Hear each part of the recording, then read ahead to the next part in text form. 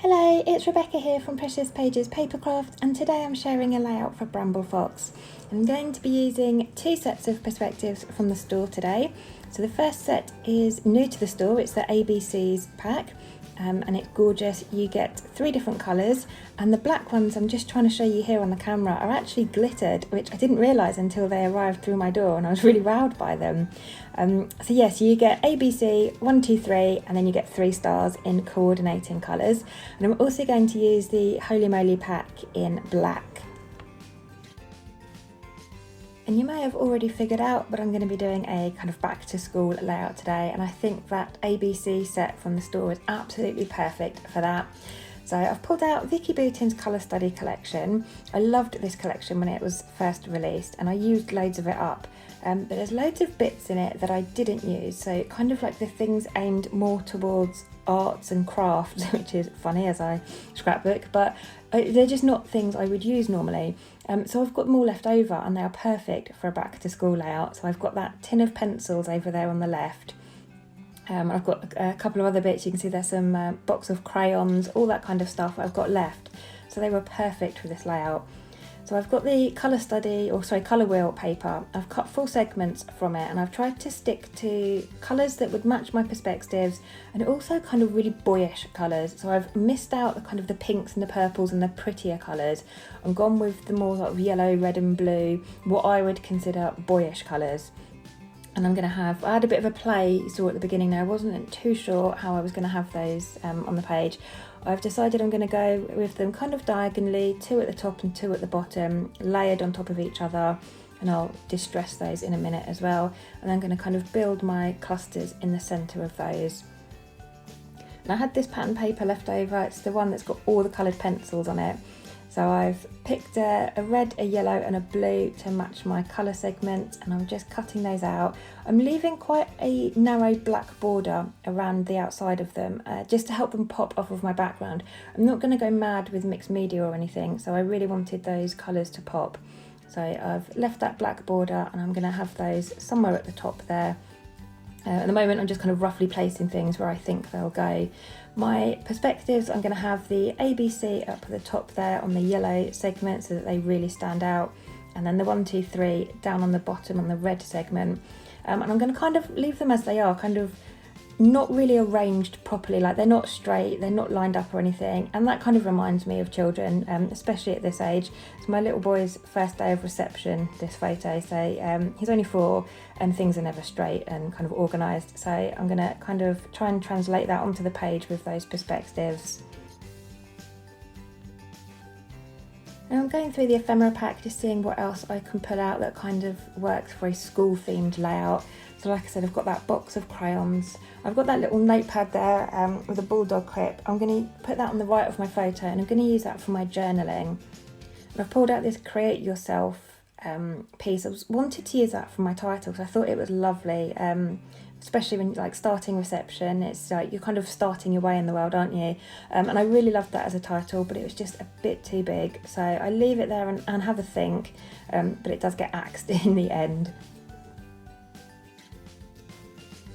So I've done my usual trick here of getting carried away, building my layout, really liking how it's looking and carrying on, and then realising that nothing's stuck down. So now I'm having to take it all apart gradually and finish off the edges and things and get it stuck down. So I'm using a distressing tool here. I'm going to distress the edges of all of those 4 segments. I love a distressed look on my layouts, just love the texture it brings. So I'm going to distress those, and then I'm going to raise some of those up on foam pads as well, just to bring in a bit of dimension to the page. And I'm going to try and do that without moving stuff if I can, because I was really happy with how it was looking, and you know what it's like. You get everything in perfect position, and then when you sort of go to stick it all down and move it all, you never get it in the same place, and I'm never as happy. So I'm trying to do it bit by bit without pulling it all off the page, which is quite amusing to watch, but I'm trying my hardest. And the foam I'm using here is just really cheap kids craft foam. I get that in the range, and it's adhesive on one side, so it's just peel back. So it's really easy to get stuck in place, and then I can just apply some double-sided tape to the other side and get things stuck. And I always put some foam behind my photos. I like those to be the focal point of my layout. After all, that's what sort of scrapbooking is about. It's about these memories in our photos. So I always like to make sure that my photo definitely pops and stands out. And I find by adding a bit of foam behind those, it really helps with that. So always put foam behind my photos.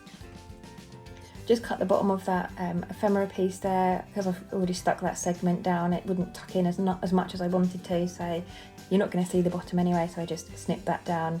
And I think I did the same with the yellow pencil, and cut the bottom half of that off as well. And again, just going to cut some foam in really thin strips just to tuck behind those pencils.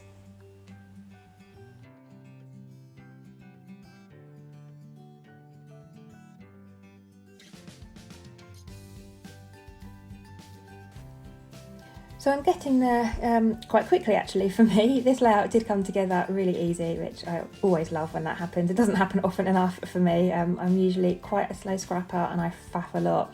But this one came together quite quickly. So I just got my perspectives stuck in place there. I love to use glossy accents on my acrylic pieces. I find it's really strong and it really holds. They've never fallen off yet, so that's my go-to adhesive. And then I'm just trying to decide where I want to put those acrylic stars. I'm trying to sort of form a visual triangle around my photo with them, but I don't want like the red one down with the red segment, for example. I want to try and disperse the colour a bit. So I end up with the black one up the top, the red one over on the left there, and I'm gonna stick the yellow one where you see it now. And then I realise I need to add my title, so I end up having to kind of peel that one off and move it before my glossy accent completely dries, because once it's dry, there's no way I'd have got that off without ripping my background. So got there just in time with that one.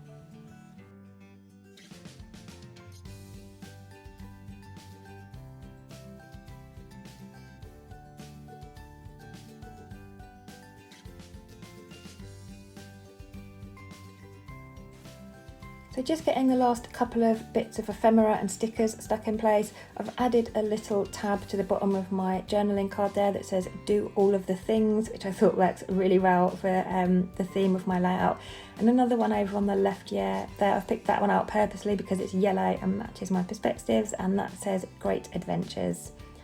And I'm adding 2 flares from Dotty About Flair. These are from a really early release from DAF. They've been sat in my stash for ages, so I'm finally glad to get them on a layout. I've picked red and yellow, obviously, to match my perspectives and those colour segments from my wheel. And I've added a little bit of foam behind those just to give it a good contact point with my background to make sure they stick in place. And this is where I realise I need to move that yellow star. And I'm still trying to make this huge title work. I really wanted to use it. It was too big. And then I thought about making the words Create Yourself myself with the thickers that come with this collection. But they're kind of quite blocky, and I know I wouldn't have been happy with the way it looked. So in the end, I've scrapped Create Yourself and I've simply gone with First Day. Quite simple, to the point, but it fits quite nicely in that little area down the bottom there. And I could also pick out colours that kind of worked with the colours already on my page.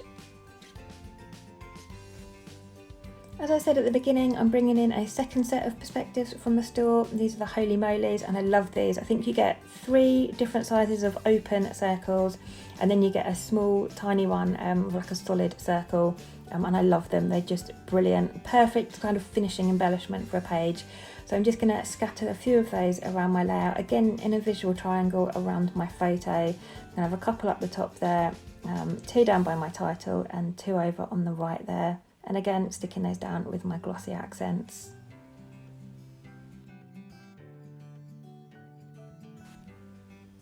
So almost there now. There's a few bits of ephemera over on the right there that didn't quite make the cut. They can go back in for next time, probably next year's back to school layout. So I'm just going to finish off now with some splatters using white gesso, and I'm just adding a little bit of water to that just to make it runny enough to add some splatters. I always like to use my white gesso instead of my white acrylic paint because I just find it sits on the surface of things better, and so it doesn't absorb any colour from anything underneath, so it stays quite true white colour. So I always use gesso for my white splatters.